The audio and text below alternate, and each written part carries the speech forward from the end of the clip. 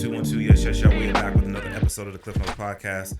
Available everywhere you get your podcasts, Apple Podcasts, Spotify, you know, the whole nine, of course, at KlyphNotes.com. It's been a year, and we back at it. Yes. Dough from the go, Yes. back in the PDX. What's good with you, bro? My brother, man, how you feeling? I'm really good, bro. How you? I'm great, man. Blessed. Yeah, Happy bro. to be breathing, man. You know, being able to take care of my kids and, you know, progress. Yeah, bro. Yeah. Yeah, bro. Never stop. Yes, sir. Never stop. We talked about that last time, Yeah. bro. Always moving. You pulled up. You ain't come solo though. Yeah.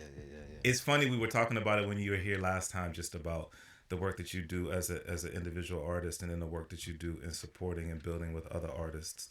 And you brought one of the folk who you've been building with. Ladies and gentlemen, the NME live on the Klyph Notes podcast. What up, bro? What's going on, man? How you for having feeling? me. Man, thank you for being here, bro. Of Thank you course, for being here. Long flight, but I was about to say Toronto to Portland. it almost didn't make it though, because Air Canada had a strike. That's right. Yeah, so That's right. I was getting here regardless. I made sure I told everybody, I was like, I'm getting there regardless. That's But what's up. We might not have been through Air Canada. Yeah. 5 a.m. on Tuesday they closed that. So Yeah, man. That's nuts. It's bro. good. That's Here. nuts. Is your first time out here? yeah. Okay. Yeah. Like so far, like what you think, bro? I love Portland, man. Yeah? Portland has a good energy. Yeah, bro. Yeah, Portland has bro. really good energy. So Yeah.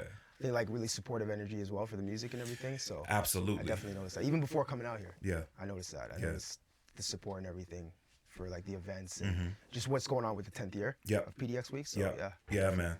It's been really crazy to see how things have happened after 2020. When everything, we were all sort of separated and pushed apart, and it came together. And I'm going to talk to you a little bit about that as a creative. Yeah. You know, how you navigated that. But before we even get into that, man, talk to me about the connect. I mean, you and Doe, how y'all connected and started building this way. So that was through Bruise.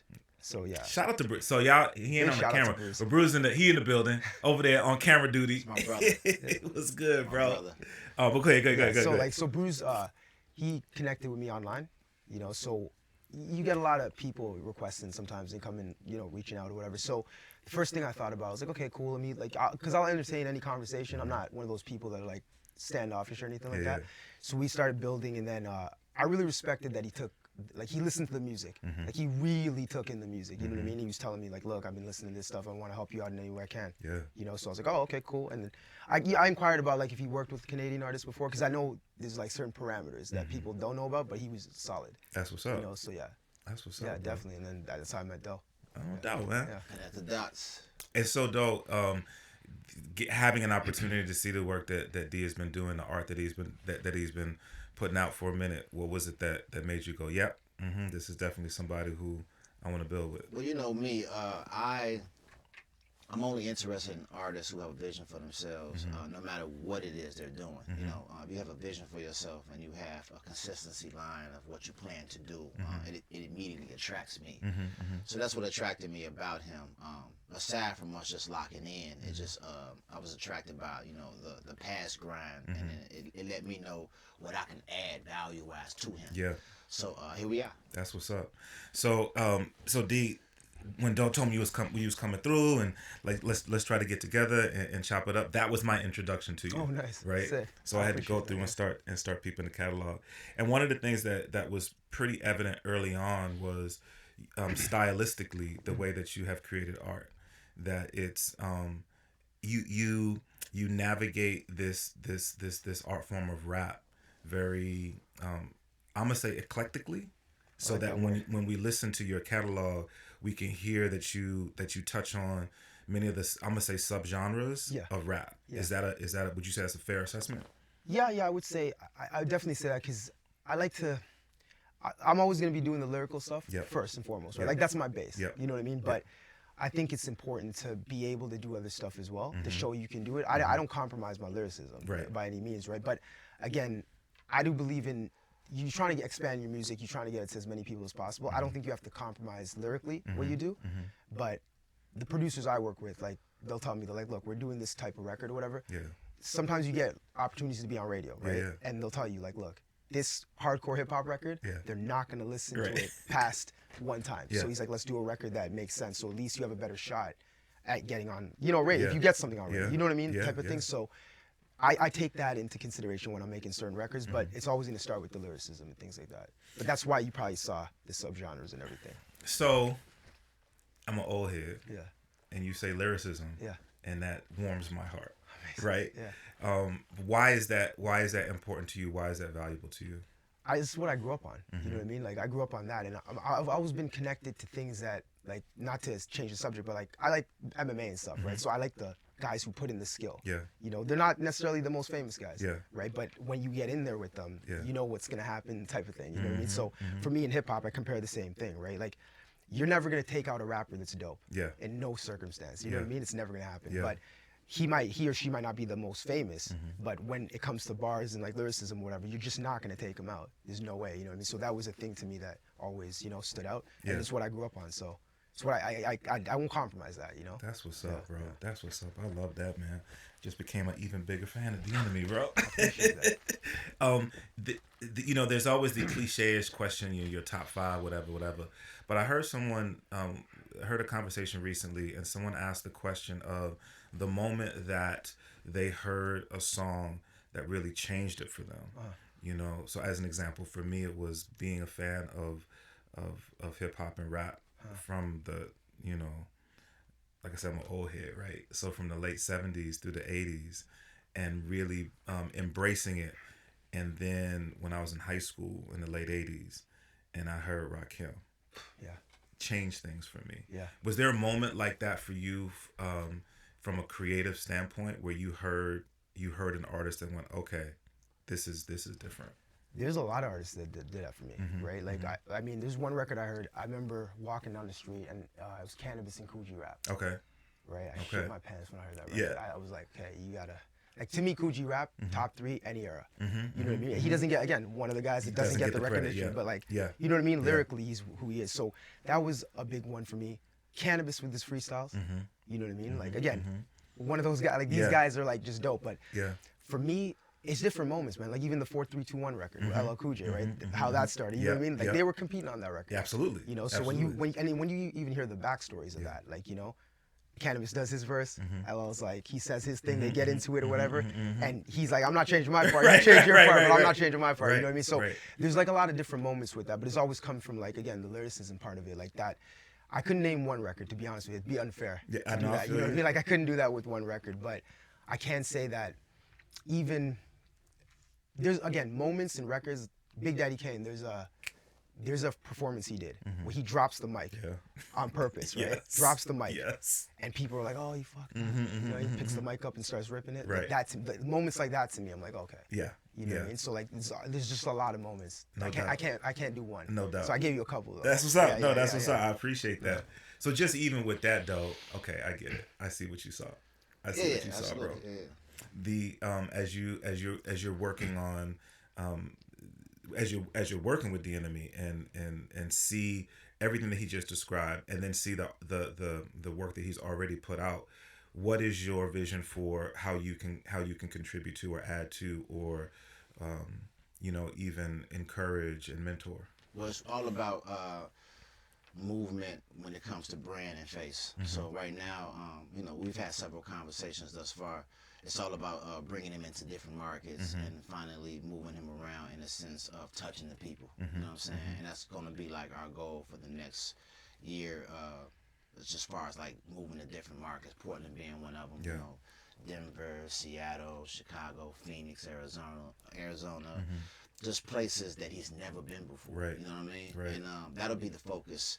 And then that way he'll be able to spread his wings more in a sense of everything from press to lifestyle, performance, etc. You know what I'm saying? That's what's up, bro. So and D, as you've gotten to build with Doe and seeing the work that he's done and the conversations that you've had, for you, what is it that you see that made you go, yep, this is definitely something that will help me continue on the path that I started myself on? So he's one of those people that you have to listen to when you're having a conversation, like absorbing, you know what I mean? Not doing too much talking. Right. Like I want to, because he, again, his history in the game, like he's, like off-camera conversations, he's told me of people he's done work with or whatever, you're like, hey, I see people like you on TV when I was in Canada. Right. You know what I mean?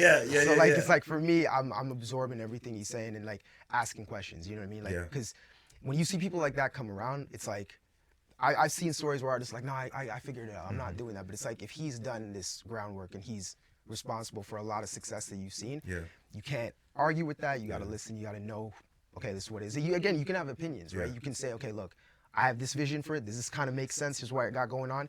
And if he's like, look, this is cool, but let's like expand it with this, you got to take that into consideration and like work with that. You know what I mean? Yeah. So it's just the conversations we had. I saw like, okay, he's a solid dude in the music business. Done work in the music business. Worked with the labels. Understands how things work. Why things didn't work. You know what I mean? That's a big thing for me too. Being like the rapper I am or whatever.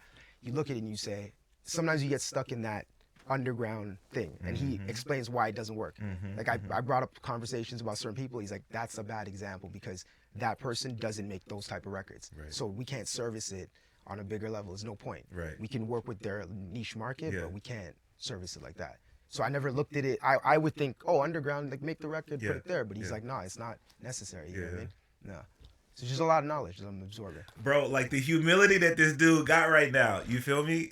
It's so refreshing. For sure. Because you consider this genre, right? There's such a big part of rap music that is about braggadocio, is about nobody, like you said, nobody can't tell me nothing.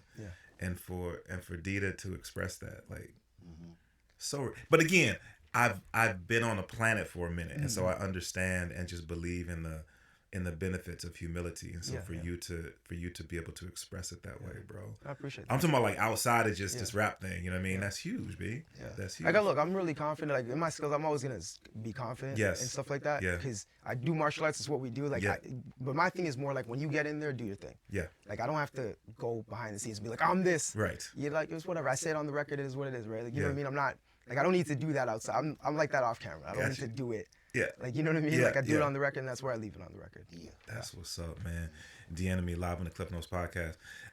So I want to, as I was saying, as we are in this place, and this is just a conversation that we've been having here locally in Portland recently, because this week, especially celebrating what OG1 built, it was Star Child with PDX Hip Hop Day, that is now PDX Hip Hop Week, and then celebrating 10 years. And then just a couple years ago, we were having the same conversation about hip hop as a culture, celebrating 50 years. It's just so amazing to see, and then remembering, like literally being that kid who was saying to people, no, it's not a fad. Like just give it a chance, right? And now we're at this place where it is such an integral part of the fabric of everything all over the planet. And the music industry has embraced this art form that I love and has taken it. And you feel me? So how do you navigate that as a creative, where you see the pitfalls that can come, because a lot of the decision makers, a lot of the people who I hate the term gatekeeper, because I think it has a negative connotation where I think it shouldn't. But at any rate, how do you navigate that as a creative, where the industry is saying, well, if you want to, then you need to, or you have to, or this is what, you know what I mean? So a couple things, like first thing, manage your expectations. Like I manage my expectations, right? So, and I look at hip hop and the music industry as two different worlds. Yes. Thank you. Yes. Like I look at it as two different worlds. For sure. So if you live in the hip hop world, and you're doing the music industry stuff, you have to know there's certain things you're gonna have to do. You don't have to like give up your ass or anything like that. You know what I mean? You don't have to do that. Right. I mean, you shouldn't do that, but whatever some people think they do, you don't have to do that. But I'm saying, if you're not gonna do that, you're gonna be faced with certain challenges, right? And you have to say to yourself, am I willing to be cool with this challenge I gotta go through? Like, am I willing to deal with that? And if I am, what's the cost? Is it costing my like morals? You know what I mean? Because that you shouldn't sacrifice ever. Right. But if it's something where you're like, you know what, I can do this, it's not gonna hurt. Like I know who I am. You know what I mean? Like I can give an example of Ice-T when he was doing the movie New Jack City. So he didn't want to do the cop stuff. He was like, I'm not playing a cop. And his homeboys were like, dog, it's an opportunity. We know who you are. So he didn't sacrifice anything. You see what I'm saying? So I think with certain things in the music industry, you have to ask yourself, what are you going to be comfortable to do, right? Because if you're playing in the hip hop arena, then it's more going to be a hobby. It's just what it is, right? No disrespect to anyone doing it like that, but it's going to be a hobby. But if you're playing in the music industry arena, there's certain things that you might have to do, even if you do it independently. There's certain things like, how many artists don't want to come do an interview? Come on. You know what I mean? Like they like, I don't want to do it, but it's like, look, dude, you got to do it. Like you got to You have to show up. If this is what you want to do for your career. Yeah, someone might see the interview and be like, that's what I like about that guy. I haven't heard his music, but I like that. We can figure things out, we can improve things, but I like how he had that conversation. Yeah. You know, it makes people want to like interact with you and things like that. 1,000%. Yeah, so I just think managing your expectations, just understanding the two worlds and saying, look, I'll play in this arena here, and then if I got to go into that arena, let me figure it out. I so dig that, bro. So though, as you speak about creating potentially new relationships, introducing D to regions maybe that he hasn't had an opportunity to build with yet, what are the things that you now can say, okay, listen, this is why you need to have this dude on your radio show. This is why you need to book this dude in your venue. What are the things that you're elevating, the things that you're highlighting? What he represents, which is, first off, I go for the integrity, of a man. What he stands for, just not for the music, but for the legacy of himself. His creativity, purpose, and then originality. I like working with artists that don't sound like somebody, or I would rather you be someone that someone's gonna sound like versus you sound like someone. So I like to push all of those three things off onto relationships, platforms, and opportunities, etc. Just because I know that'll probably get him in versus being a carbon copy, or here we go another Gunna, or here we go another Dirt. I'd rather like just stray for artists who have a lot of innovative energy. You know what I mean? And so that's why I was confident to send you his kit and say, hey, look, and then it's me. So, I ain't just gonna say anything. Right. I mean? So, Right. So that's how I want to navigate him and put him in position to just grow more. You know what I'm saying? On that point that Doe makes, was that something that was already on your radar? Because we are in a time now when it is, whether it's even a conscious thought or whether it's just sort of in the back of our minds, we see the things that work, and then we think, okay, that's what we're doing now. That's what we're doing now. Yeah. I'm not judgmental at all. That's what we're doing now. So let me and Doe is saying, no, like you have to create your own. You have to be your own person and let that shine forth. I always, for a long time, right? Like I always was like, I'm staying myself. Yeah. I'm gonna be myself. Yeah. Because like regardless of the fact, if I come in being me, nobody can beat me at being me ever in life. Bro, I say that. Oh, I love that. Nobody can beat D better than D. So it's like, so I look at it and I'm like, if I do that, it'll work, right? But if I go in and start doing something like somebody else, somebody in the room's gonna see that. They're gonna be like, this dude is pretending. Yeah. You know what I mean? And then what happens, right? No opportunities, Right. like or you'll come and go. Right. You know what I mean? Yes. So like for me, I've always said like I'm comfortable doing that. Whatever comes, like I'm comfortable doing it that way because it's like it's me. Yeah. You know what I mean? And I think that comes with time. Yeah. Because when you're younger, you see certain things and you're like, look, I wanna be like that, right? But that person is doing their own thing. Exactly. That's not you, right? Like it's just you can chip little things and like say, okay, I like what they're doing here, but ultimately you gotta like make it your own. So I've always said like I'm gonna do it my way, and it's like if it's the lyrical stuff and they never pay attention to lyrics, there's some people that are good. If 10 people pay attention to, cool. Those are my 10 people. I'll service them and keep it moving with that. But I'm not gonna change how I speak. I'm not gonna change that type of stuff in any way. I love it, bro. I love it. Okay, we got to get into a couple of the interview questions. So hold on. I thought it was the interview. I mean, we rocking and rolling. We rocking and rolling. I was like, okay. That was the practice version. Right, Okay, we're ready to go. So, is it last year? Last year That's you good. released In the End? Is that when that dropped? In the end, yeah. Okay. Yeah. When you make a record like that and you have an opportunity to be on a record with someone who's been in the music industry for a number of years, who has a name and a following and respect of a lot of folk and rap, is that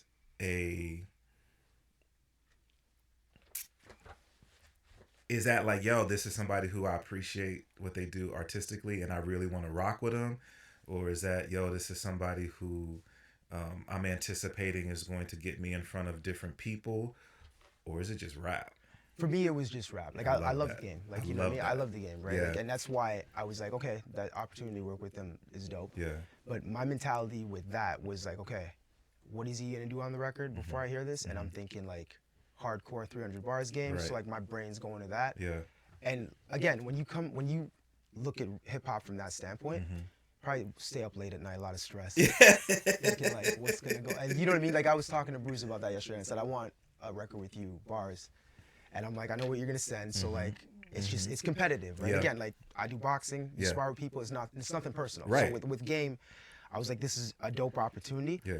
You know, people are gonna check it out because of his name. It's cool, right? But I don't want them to check it out and be like, oh, what the, Yeah. you know, what's he doing? Yeah, Like, yeah, you know what I yeah. mean? Yeah, So like, yeah. I'm always gonna be strong with the lyrics or whatever, but that was the mentality first. And Yeah. then second was, okay, you're gonna have a cool rap record, but you want that music to be right. So I took it to my guy, John Bonus, he's the producer, and there was Kevin Chow, I believe. I hope I didn't butcher his name, but Kevin Chow, he produced the beat, Okay. right? But it was more looped, you know what I mean? And John went in there and said, look, we're gonna section game and we're gonna really bring that up and switch, like we're gonna have different characters for your verses, Yeah. you know what I mean, Yeah. personality wise. Yeah. So it makes the record over the top in that way. You know? Got you. So it was more like when I'm making these records, Yeah. like I get the rap stuff done and Yeah. then we go to the music part. Let's make sure that's right. You know what I mean? Got you. So that's always the mindset, the rap first. So though, I just heard D just said that like, he's looking forward to get on the record with Bruce, bro. What's up, bro? What's happening? Yeah. What you gonna make happen, bro? I'm gonna probably end up producing it. He's like, wheels of tournament ready. I'm gonna end up Right. producing it. Yeah. You know, getting the fellas on some hot production, man. Of course, doing what we do. Yeah, that's what's up. Yeah. That's what's up. One of the reasons that that you folk are here is an event that's going to happen. So by the time this drops, the event will have happened. So hopefully everybody's tapped into networks, and so that you knew that this was coming before it happened. But PDX and Beyond is happening tomorrow. It's going down at the White Eagle, which holds a very special place in my heart. For sure. Talk to me about I'm going to say the continued growth of the connection that you've been building between Portland and other places, and how this came. It's important, to always show love. When we're in markets that we're not from. So it's all about, going somewhere and just making sure that the market is involved somehow, and people from the market are involved. Yeah. So it'll be a really dope show. Live performances, producer showcase, networking, some dope sponsors, giveaways, incentives to give back to the people, for their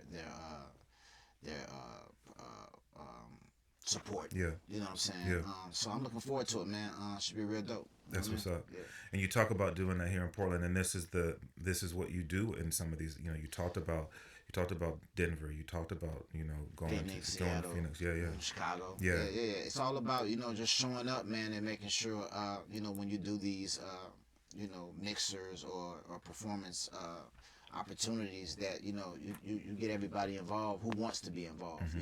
Because what I notice about this market is there's a lot of artists from here who don't involve themselves in PDX Hip Hop Week. And, it kind of reminds me of Chicago, where it's like, sometimes the ego feels like it's bigger than the system or bigger than the event, and it shouldn't be like that. I feel like, if it's a city where you're from and there's something going on in your city, and even the smallest support, quick shout out, quick drop on it, whatever, even if you can't show up. So I think that has to change where the ego doesn't involve self into, why they feel like they're bigger than the program. You know what I'm saying? But I peep. It's a lot of dope talent here that I see that's like, I'm like, wow, they're not involved in. But I know I'll peep it all. I'll peep all the fake stuff. You know what I mean? I'm gonna just call it out because I'm authentic, man. I'm gonna speak on it. Yeah. But it is what it is. So for the ones who who do show love, we give them the gratitude and show love back and make sure they have the visibility and the platform. That's what's up, bro. So. That's what's up. When I mentioned it at the very, very top, when you in your creative space, during the pandemic, I'm always curious about what was that like for you. One of the things that I said when I saw the shutdown coming was I was really going to be curious as to who took it. I don't know another way to say it other than who took advantage of. Or I ain't got nothing to do. Yeah. I can't go out the house. I'm gonna be really, really good at Call of Duty. Yeah. Or I really wanna. I'm about this art. Yeah. So for me, like, putting me in a pandemic, because I'm a homebody. So I was like, oh, you're gonna tell me to stay home? Like, you're gonna actually like lock me in my house and like not have anything to do? I'm like, okay, cool. So like, I was just focus on my music and different things, and not just, I don't want to say mindlessly releasing anything, because I'm a big believer on like the marketing. You can release 100 records, and like if there's no marketing behind it, it's just like boxes on Amazon. Like, no one's checking it, right? So for me, I was peeping what was going on and everything, kind of just trying to figure out how are things navigating and stuff like that. But focusing on my penmanship and things like that. Yeah. But also too, just trying to figure out like whatever my next moves would be. You know what I mean? So like even with the game record, that came later, obviously, but during that moment, I was shooting content, because that's important as well. So doing different types of content and things like that. But I wasn't bothered by staying at home or anything like that, because it's just, again, I'm cool to stay in that zone and just be in my own world and do that. So I was like, okay, as long as this goes. I mean, for other people, I get it, right? But for me, I wasn't looking at that as, it's unfortunate what was going on with people, though. Like obviously their health and things like that. That's not cool, because people lost their lives and stuff. So that wasn't like anything to joke about. But in terms of just creatively, it didn't stifle anything for me, I wouldn't say. You know what I mean? It was just, you could focus. I do a lot of like mental training too. So like staying in that zone and like, affirmations, like getting your mind right? Because, when you leave a situation like that, it does affect people mentally. If 1,000%. If they don't like work on that and you go out there and things are different. Because people act different with that stuff. They weren't like in contact with people. So now their minds are like different, and nobody, like not a lot of people are working on their minds like that. Facts. So if you come out of that and you really like work on your mind, you'll be solid. That's what's up. That's what's up. So as you're in this place now, we talked about this your first time here in Portland. Doe's got his connects around the really around the world. Let's keep it a buck. Absolutely. Is there a place or places that you're looking forward to hitting? Some spots you're looking forward to that you haven't been to yet? Yeah, there's definitely regions in the States that I want to hit, but I spoke to Doe about Europe. Okay. Like, yeah, that's something like eventually that would be, you know what I mean, interested in doing, because like they just have a good, they have a lot of appreciation for like the lyricism, old school lyricism. Yeah, and when you go out there, like I've heard, right, when you go out there, they really respect like the rapping. Yes. You know what I mean, and things of that nature. Yeah. So that's why a lot of artists do go out there, and they're like go for 6 months, do their thing, they come back and they release stuff. But but there's definitely places in the States that I want to hit. There's a lot of like regions and things like that. You know, like I'd say everywhere that we could possibly hit. That's a possibility for sure. Yeah. No doubt, because we've talked about that. Europe and Asia. Oh, absolutely. I'm biased, but the best era of this genre is embraced there. So an artist like yourself will go over there. It might be a problem. Yeah, that'd be good, man. Yeah, that'd be good. I'd be looking forward to that. No doubt. Yeah. No doubt. As you continue to meet new artists, meet new people, and then people get to see you and hear you and understand who you are. There are great tools right now, and it was, thank you so much for sending me the EPK. But everybody doesn't necessarily have an opportunity to have somebody like this gentleman right here. Feed them, kind of saying, okay, this is where you start. Yeah. I like to ask artists, if people are tapping in and they're seeing you, where do you send them? Where do you say, okay, this is a great introduction to who I am as an artist, as a creative? Yeah. Well, I would say the music first. I'd send them to Spotify. You know what I mean? And like on my website, but I'd send them because that's where a lot of people are getting their music. Right? I would send them to Spotify because they're gonna hear it right away, and then once you hear it first, and then you go to the Instagram, you see the content, you'll get it. Right.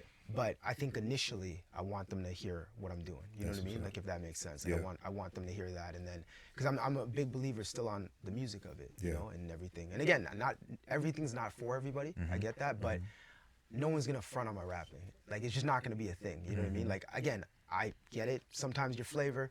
I look at music. It's like the type of shoes you wear. Yeah. Some people legit don't wear like Crocs. Right. It's just not for everybody. Right. You know what I mean? Some people don't wear certain sneakers. So like that's just what it is, right? So I can. So I don't get offended if somebody's like, I'm not feeling your stuff. I'm like, cool, it's not for you. Like it's like I don't get offended with that stuff. You know what I mean? But I would like them to hear the music first. It's like what I said when we connected with Bruce. He heard the music and I knew it was authentic because when he was listening to it, he was vibing to it over the FaceTime call, and I was like, no, he's really liking what I was doing. So that let me know that this is a person to be connected with. You know what I mean? If they genuinely like your stuff and they respect it, you want to be connected with people like that. Yeah. You have, just in the time that we've spent together, you've expressed things that I really, really appreciate. I mean, you've talked about even you may not have said it directly, but you've talked about mental health. You've talked about self-belief. You've talked about consistency, and you've talked about just being authentic. Now, some of these things I have learned, it's difficult to connect with them until you've had some life experience. And when I say life experience, I just mean you just got to be alive. Yeah. Right? Not that you have to, whatever. And I just want to spend a couple minutes talking about that. One of the things that I appreciate, when it comes to hip hop in particular, when we're talking about black men, I appreciate that now in 2025 we're at a place that we can have these conversations. More of these conversations are being had. Yeah. I think we have examples of how, because of that, lives are being saved, right? That people are making wiser decisions. And you've already touched on it a little bit, but can you go a little bit deeper into some of the tools that you use to work on your mind? Muhammad Ali videos, man. Like straight, I watch. Here's the thing, right? Like I look at let's use him specifically, right? Like he grew up in a time where they still weren't messing with black people. It's just what it was, right? Yeah. If you go further back, I want to say Joe Jackson, when he was boxing, they did not. They wanted to kill him. Absolutely. And what did he do? He went in the ring. He's like, "You're gonna have to kill me because I'm not losing." Right. Right. And like when it got white women. Walk through. Yeah. He's like, yeah, I'm doing that too. Right. And I'm wearing the nice coats and stuff, and like, it's the confidence, right? And like, even meeting people from Harlem, right? Their confidence, like you look at Frank Lucas, he couldn't, he was illiterate. He taught himself how to read and different things like that, but he was super confident. Yeah. You know what I mean? So like, I look at these things and I'm like, if you really look back then, there's like, it's kind of like less resources and stuff. You know what I mean? And they start to like make it through, right? Like I follow this MMA coach for George St. Pierre, and he's like mentally, and I get where he's coming from, so I hope this doesn't come off as insensitive, but he's like mentally, society's kind of weak right now. He's like, back then you had to like fight for your stuff, right? Like in those days, he's like, if any negative situation, if you try to pull 3 positives out of it, they're not stopping you. Gotcha. You know what I mean? So like I know it's hard for people though, because people come from way different experiences, and you can't really tell somebody like that's been shot at or is getting shot at. You can't say, yo, just work on your mind, man. You know what I mean? You can't tell somebody that. So you have to like be sensitive of how you're like navigating that in conversations. But I think no matter what, you have to work on your mind. You have to like, whatever it takes. Like for me, I watch those videos. I watch boxing videos. Sparring helps, because someone's trying to take your head off. Yeah. You know what I mean? So like when you're doing these type of things, and it's not personal, but you have to protect yourself. You know what I mean? So when you're doing stuff like that, I think your mind builds. Then you start looking at things very different, you know? So you see things differently. But not everybody's willing to go, spar, get punched in the face and stuff like that. Like these things do help you because physically you're being attacked. Yeah. You know what I mean? If somebody is doing that and you can get past that, words are not going to hit you the same way. But if you've never been through certain things, a person can say one thing and it like messes up your day. That's what's up. I appreciate you sharing that, bro. I firmly believe that when we have platforms that that benefit us, and they can benefit us financially, they can benefit us just from feeding our egos, which is not always a negative, right? That with that comes a responsibility.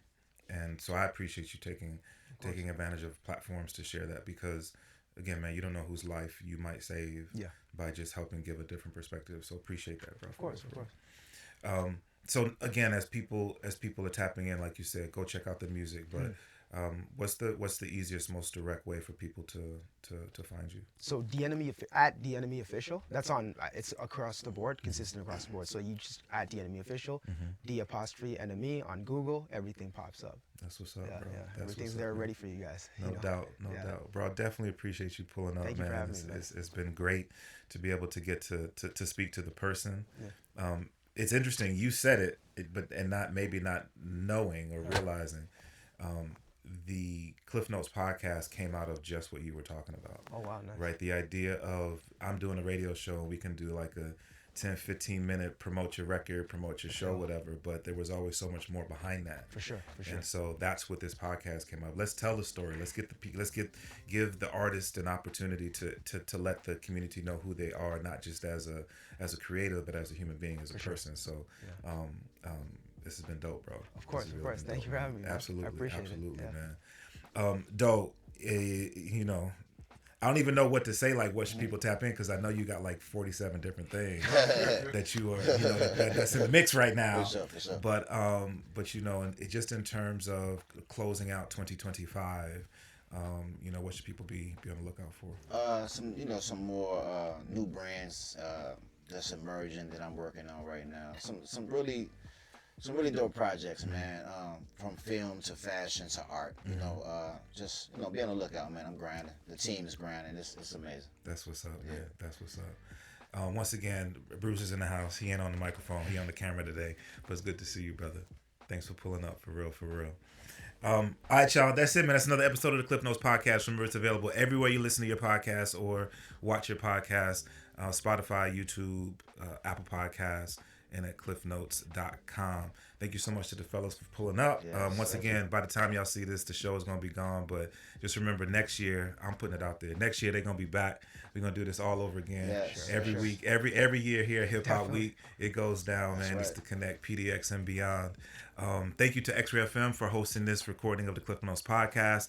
And last but never ever least, big ups to the homie Theory Hazit for creating the official theme song for the Klyph Notes podcast. Until next time, y'all be blessed. Peace.